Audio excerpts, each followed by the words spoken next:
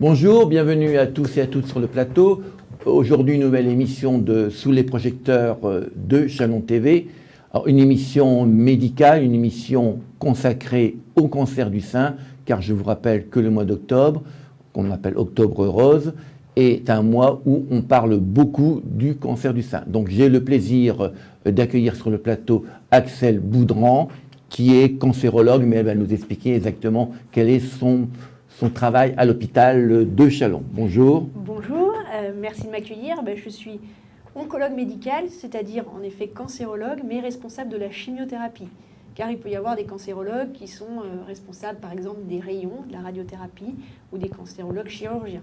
Voilà, donc moi, je fais la partie médicale, c'est-à-dire la partie chimiothérapie. Alors, ce cancer du sein, c'est un gros problème pour les femmes et pour la société, puisqu'il y a un nombre de femmes atteintes important, il y a un nombre de cas nouveaux par an important. Oui, c'est sûr que c'est le premier cancer chez la femme. Il y a environ 58 000 nouveaux cas, enfin en 2018, et c'était ça, 58 000 nouveaux cas par an en France. C'est quand même un problème de santé publique. Avec des bons taux de guérison, donc c'est ça qui est important de souligner. Des taux qui augmentent Des taux qui augmentent avec les thérapeutiques qui s'améliorent. Et on a une survie à 5 ans de 90%. D'où l'intérêt de dépister, de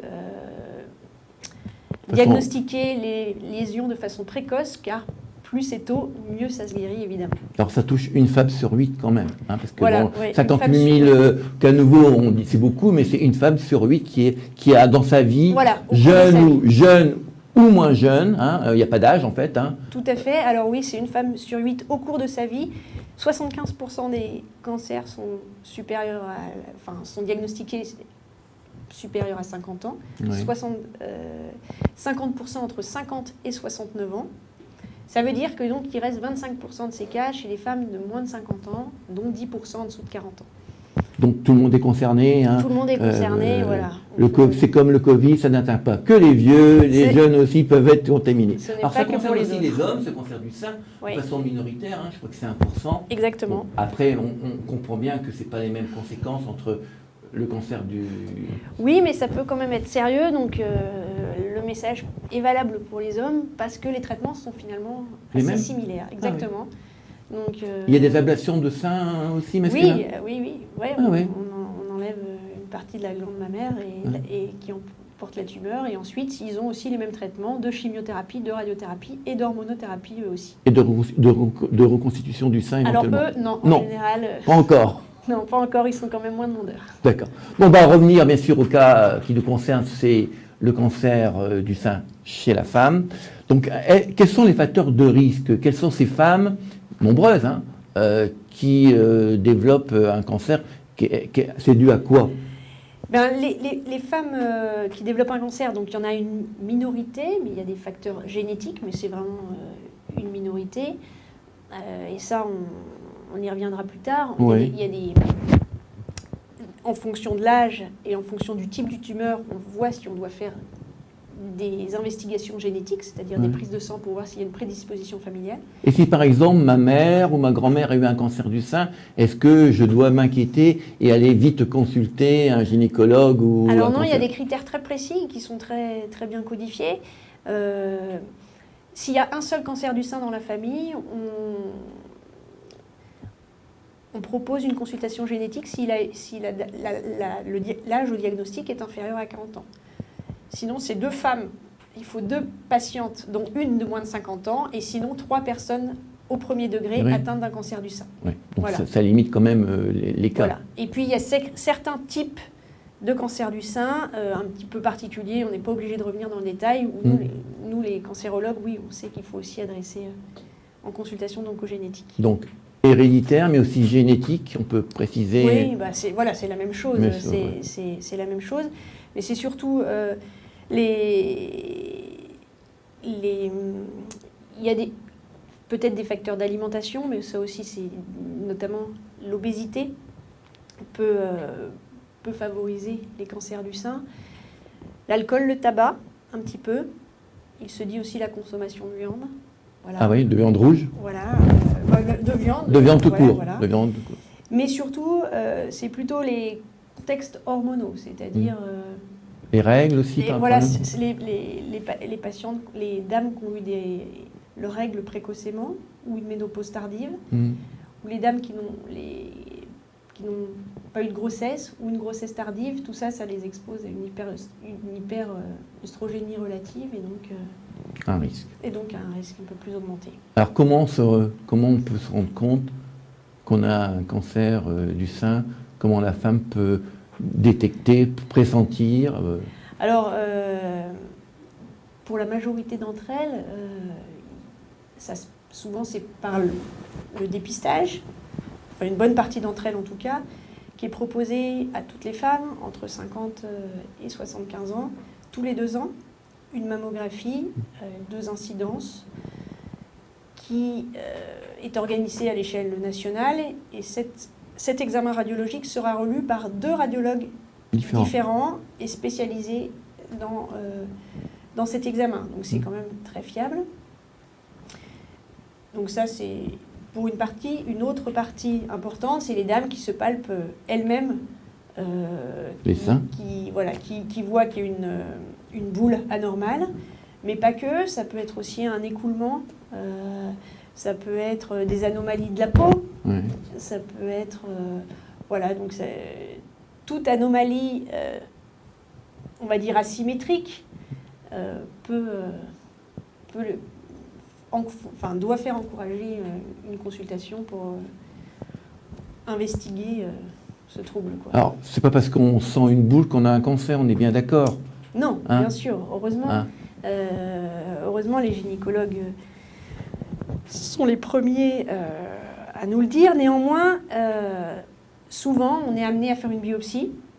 Une biopsie, c'est voilà, faire une biopsie, un prélèvement qui sera analysé et qui nous permettra de dire si c'est malin, c'est-à-dire un cancer, ou si c'est bénin.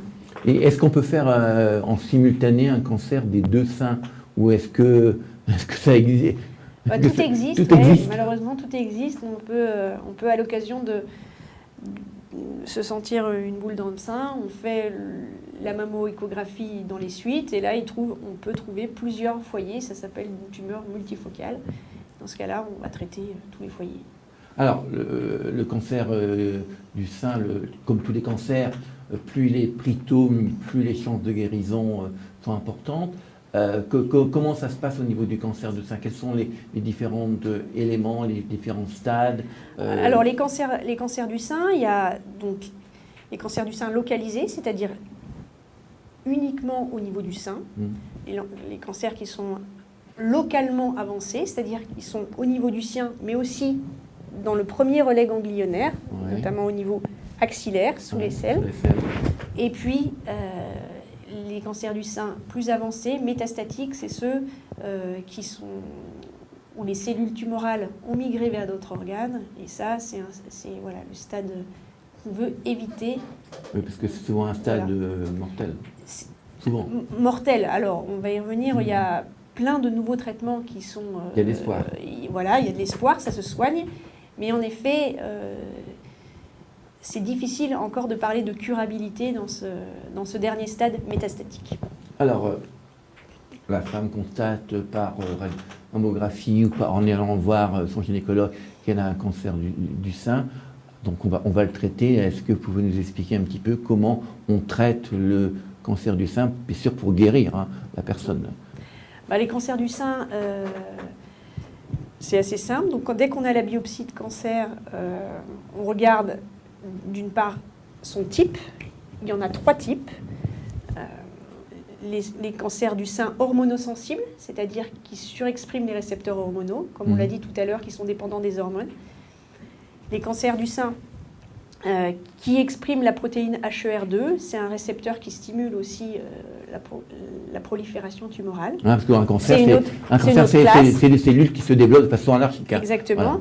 Et puis on a un 3e cancer qui n'exprime ni les récepteurs hormonaux, ni cette protéine HER2. Voilà, c'est 3 classes différentes qu'on traite de façon finalement différentes, parce qu'on personnalise de plus en plus le traitement du cancer du sein.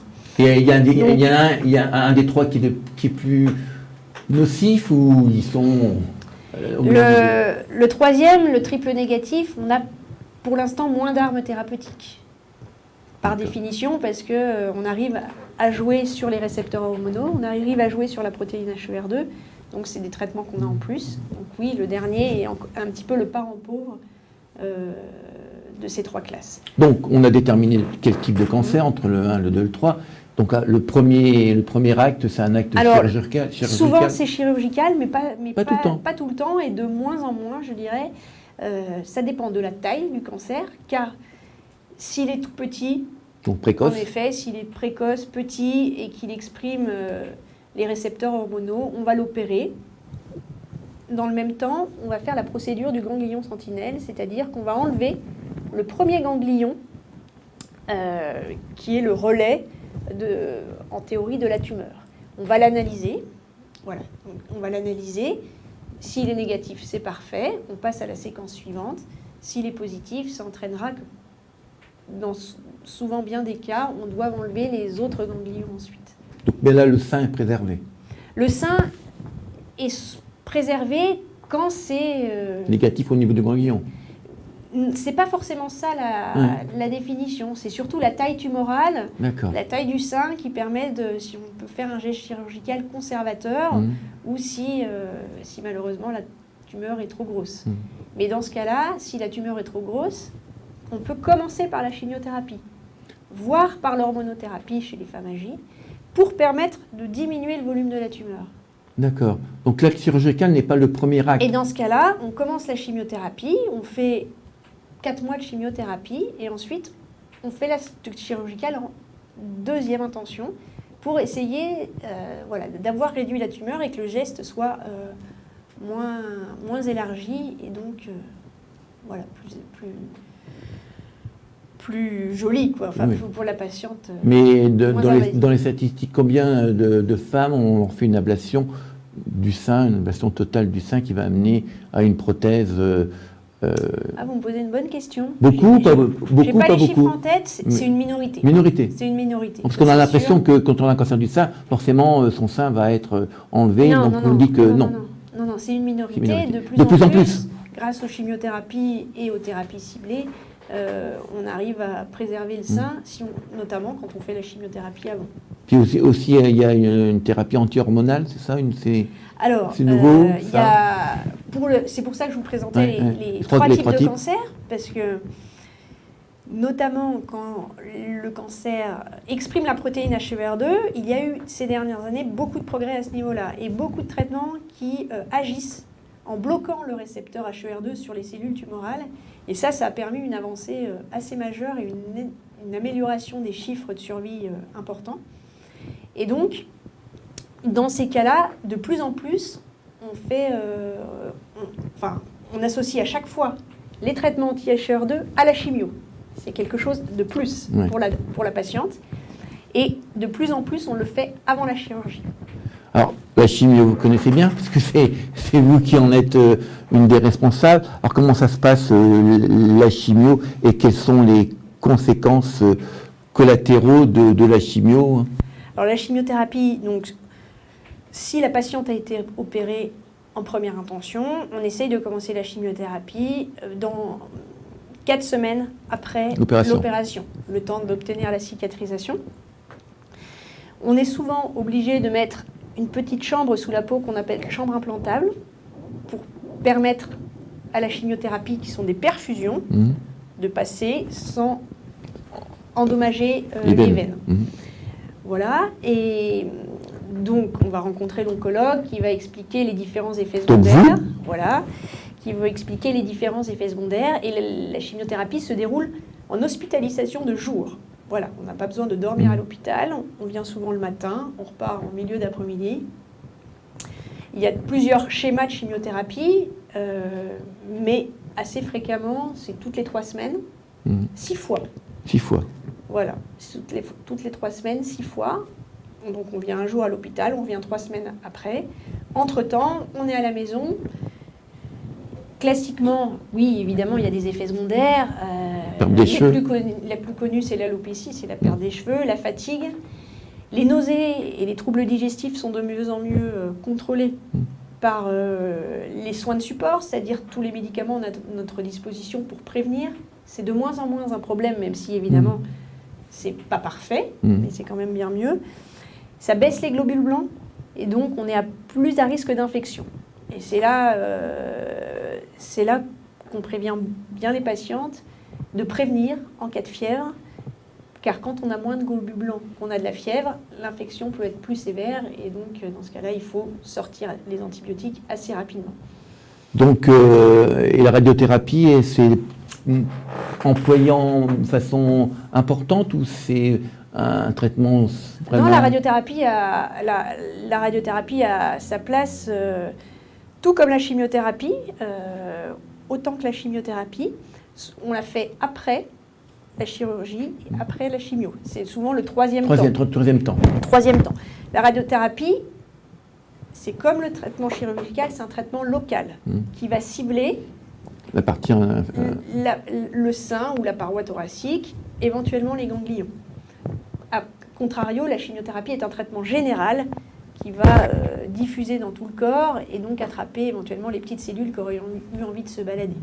Voilà, mais la radiothérapie, non, c'est un traitement à part entière, mais c'est un traitement localisé qui, voilà, pour un complément de traitement, notamment si jamais pour compléter notamment la chirurgie, enfin, pour contrôler le risque local, pour éviter que ça repousse au même endroit, entre guillemets. Et après, bon, la femme qui a perdu son sein, le sein est enlevé, il y a donc une reconstruction. Comment ça se passe Alors, avant de parler de la reconstruction, il y a plus l'hormonothérapie. Voilà, on peut parler pour continuer sur notre lancée. Donc après chirurgie, chimiothérapie, radiothérapie, souvent chez les dames qui présentent des récepteurs hormonaux sur leurs cellules tumorales, on met en route une hormonothérapie. Et ça, c'est des cachets à prendre pendant 5 à 10 ans. Donc. Après la radiothérapie. Et donc, c'est un traitement aussi à part entière. Et comme la chimiothérapie, ça diffuse un petit peu partout. C'est un traitement par voie générale. C'est un traitement qui a des conséquences aussi ou... C'est un traitement qui peut avoir des effets secondaires, qui n'a pas très bonne réputation. Oui. Mais, c'est-à-dire, l'effet secondaire, c'est quoi? Envie de vomir, fatigue? Non, c'est des douleurs articulaires. Souvent des douleurs articulaires, de l'ostéoporose chez les femmes ménopausées. Il faut avoir un suivi gynécologique chez les femmes non ménopausées pour certains. Voilà, mais heureusement, ça ne concerne la mauvaise tolérance ne concerne qu'une partie des patientes. La majorité, reprenant sa vie de tous les jours, et peut reprendre ses activités de la vie de tous les jours en prenant ce traitement. Parce que comme ça dure 5 à 10 ans. Oui, c'est quand même... Alors, quels sont les progrès depuis 1 an ou 2 ans? Est-ce qu'il y a des progrès significatifs? Voilà, les progrès, c'est qu'on essaye de personnaliser les prises en charge du cancer du sein. Comme je vous ai dit tout à l'heure, il y avait 3 classes. Donc les hormonosensibles, ceux qui ciblaient la protéine HER2, et puis les triples négatifs. De plus en plus, on affine et on trouve des traitements pour chacun de ces 3 classes, même si le dernier est un petit peu le parent pauvre. En termes d'hormonothérapie, il y a maintenant des traitements qu'on peut associer avec l'hormonothérapie chez les patientes qui sont au stade métastatique. Donc c'est le stade d'après, celui qu'on veut éviter, qui permettent d'allonger la survie des patientes, d'allonger la qualité de vie des patientes, parce que ces super hormonothérapies permettent de prendre des cachets chez soi pendant, on espère, plusieurs mois et souvent plusieurs années, avant de passer à la chimiothérapie métastatique. Donc ça, c'est une véritable avancée, c'est-à-dire que ces dames, c'est sûr que c'est une très mauvaise nouvelle qui leur tombe sur la tête, mais de plus en plus, on peut retarder l'arrivée de la chimiothérapie dans leur existence, enfin dans l'histoire de leur maladie métastatique. Vous voyez? Donc ça, c'est une grosse avancée. Chez les maladies qui expriment la protéine HER2, il y a de plus en plus de produits qui ciblent cette voie de signalisation et donc des chances supplémentaires. Là, il y a quelques produits par voie orale, mais la majorité, c'est par voie IV. Donc, on associe ces produits à la chimiothérapie, mais avec d'excellents résultats et qui permettent aussi aux dames d'avoir des espérances de vie beaucoup plus longues et largement de plusieurs années, voire plus, chez des dames qui... Auparavant, il y a 10 ou 15 ans, on n'avait pas accès à ces innovations thérapeutiques. Donc on est plein d'espoir. Est-ce qu'un jour, on va arriver à vaincre ce cancer et les cancers Alors, ou on est encore loin? C'est difficile à dire. On allonge on guérit de plus en plus de patientes. On guérit, ça veut dire que les gens, voilà, fini, on les a traités, bon. Ils ont fait tout leur traitement, chirurgie, plus ou moins chimiothérapie qui n'est pas obligatoire, parce que ça dépend aussi du stade, radiothérapie, hormonothérapie, et voilà, et ils ne rechutent pas dans les suites. Après, donc, comme je vous ai dit tout à l'heure, les chiffres, il faut s'arrêter quand même aux chiffres encourageants. C'est que 9 femmes sur 10 sont en rémission en vie à 5 ans. Et la grande majorité guérie. Donc voilà, petit à petit, on progresse. Et au bout de 10 ans, on considère qu'il n'y a plus de contrôle au bout de 10 ans ou on continue que Alors, après on continue les contrôles. Toutes les femmes qui ont eu un cancer du sein auront au minimum une mammographie tous les ans. Tous les ans. Sans limite de date. D'accord. Et un examen clinique tous les 6 mois au niveau mammaire. Voilà. Parce que malheureusement, on n'a pas de limite où on peut promettre à la dame qu'elle est guérie. La majorité, plus on s'éloigne, évidemment, plus elle est guérie, mais on ne peut jamais dire c'est 100% sûr. On serait un peu prétentieux. L'année passée, on a fait une émission avec 3 femmes qui ont eu un cancer du sein, une dont la tumeur était petite, donc on a pu l'enlever sans enlever le sein. Une, on a enlevé totalement le sein, mais on a reconstitué le sein. Et une troisième, elle n'a pas voulu de reconstitution, donc elle a une prothèse indépendante. Et une de ces femmes nous parlait un petit peu de sa sexualité. Est-ce que le cancer du sein a des incidences sur la sexualité de ces femmes? On a une association qui s'appelle Toujours Femmes à Châlons, qui fait beaucoup de travail par rapport au cancer du sein et par rapport à Octobre Rose, même si cette année c'est un peu bizarre à cause du Covid.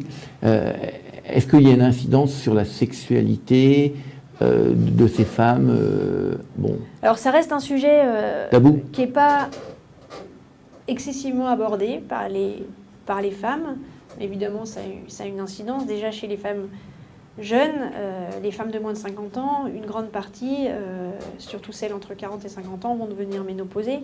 Donc on va avoir une ménopause précoce avec tous les problèmes que ça peut engendrer.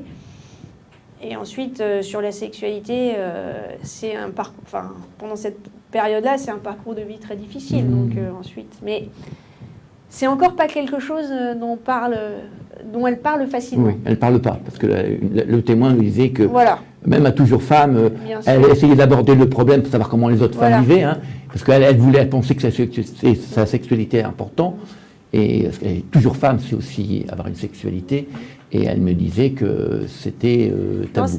Ouais, c'est pas un sujet qu'elles abordent facilement et qu'elles aiment aborder.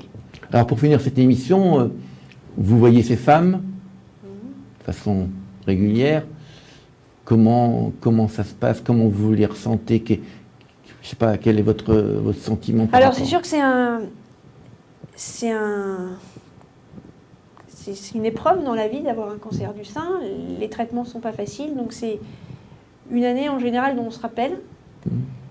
Ce qu'il faut avoir en tête, c'est qu'après, l'idée, c'est de repartir un petit peu comme avant. Toutes les dames qui reprennent leur travail ou qui reprennent une activité physique le plus possible, le plus rapidement possible, sont celles qui vont vivre le mieux possible. Vous voyez ce que je veux dire? Celles que je vois venir en consultation, qui ont repris leur travail assez vite, qui refont du sport, celles-là, elles sont mieux dans leur tête. c'est pour ça que c'est important d'insister là-dessus, parce qu'il y a un programme de rééducation à Dracilfort qui s'appelle le programme Arcania, pour les femmes qui ont eu un cancer du sein, qui ont eu les traitements. C'est un programme médicalisé qui dure 6 semaines en hôpital de jour, où on fait une réadaptation à l'effort.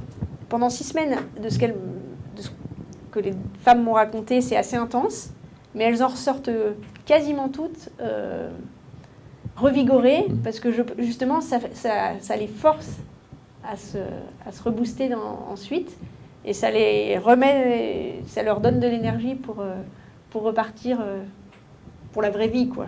Parce que il faut que ça reste une parenthèse. Oui. Il faut que ça reste une parenthèse et qu'ensuite elles puissent repartir sur le bon pied.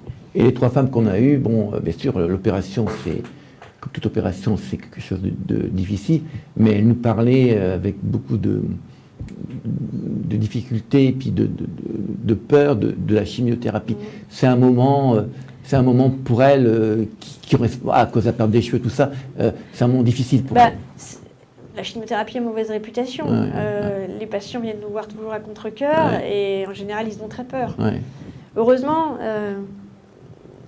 les équipes soignantes essayent d'humaniser de plus en plus la prise en charge. Oui, on parle aux gens. Et souvent, c'est très abstrait avant de commencer, mais quand elles ont passé la journée à l'hôpital, elles ressortent un petit peu rassurées en se disant, en fait, on leur a expliqué. Nous, on leur explique les effets secondaires, mais elles ont aussi une infirmière d'annonce qui leur explique les effets secondaires différemment, parce que tout le monde le médecin a son point de vue, mais l'infirmière peut parfois d'autres termes qui passent mieux, et souvent elles sont très inquiètes avant, et il y a déjà une partie de la pression qui s'enlève quand elles ont commencé. Donc vous avez un rôle psychologique important aussi. Oui, d'ailleurs, on se doit de les accompagner. Certaines, on a une psychologue dans le service et dans tous les services dans beaucoup de services de cancérologie. Pour certaines, pour qui c'est encore plus dur et qui peuvent essayer de leur faire accepter un peu plus facilement cette épreuve de la vie qui peut paraître clairement injuste. Bon, écoutez, merci. Donc, je vous rappelle que c'est Octobre Rose, mais on devrait dire c'est Année Rose, parce que le cancer ne choisit pas son mois. C'est comme ça. Et le mois prochain, ça sera pour les hommes, non pas au niveau du sein, mais de la prostate. Ça n'a pas de couleur, c'est novembre moustachu. Bon, ça n'a pas de couleur. Donc, vous avez entendu le docteur, on avance, et ce qu'il faut faire, c'est précoce. Il faut se faire dépister. Et le message que je vous serais passé dans la période actuelle, c'est que c'est pas parce qu'il y a la période du Covid actuellement qu'il ne faut pas consulter et qu'il ne faut pas se faire avoir peur des traitements. Car on peut avoir l'expérience pendant le confinement que certaines femmes ou d'autres, ça concerne d'autres cancers, ont eu des réticences à aller à l'hôpital et ça peut conduire à des prises en charge un petit peu plus tardives. Donc le message, c'est, malgré la période du Covid, malgré les difficultés de l'hôpital, aller consulter pour faire la biopsie et surtout ensuite faire les traitements, parce que c'est plus important de faire son traitement du cancer du sein dans un laps de temps adapté, le plus précocement possible, et ne surtout pas différer à la fin de cette période. En plus, on ne sait pas quand elle se terminera. Donc, allez consulter avec un masque et ne croyez pas à ce qu'on vous dit s'il faut opérer, parce que c'est urgent. Malgré le Covid, malgré les lits qui sont occupés par des gens qui sont en difficulté respiratoire, les opérations, des cancers du sein et des autres cancers doivent continuer. Écoutez, merci. Donc, on espère que l'année prochaine, on pourra vous dire que ce n'est plus une femme sur 8, mais une femme sur 10. Puis peut-être dans quelques années que c'est plus grand monde, parce que la médecine aura fait des progrès, que les traitements seront moins violents et moins, surtout pour les femmes qui perdent leur sein, c'est quand même quelque chose de très difficile à vaincre et à supporter. Merci à vous, docteur. Merci beaucoup. Et donc à bientôt pour une prochaine émission.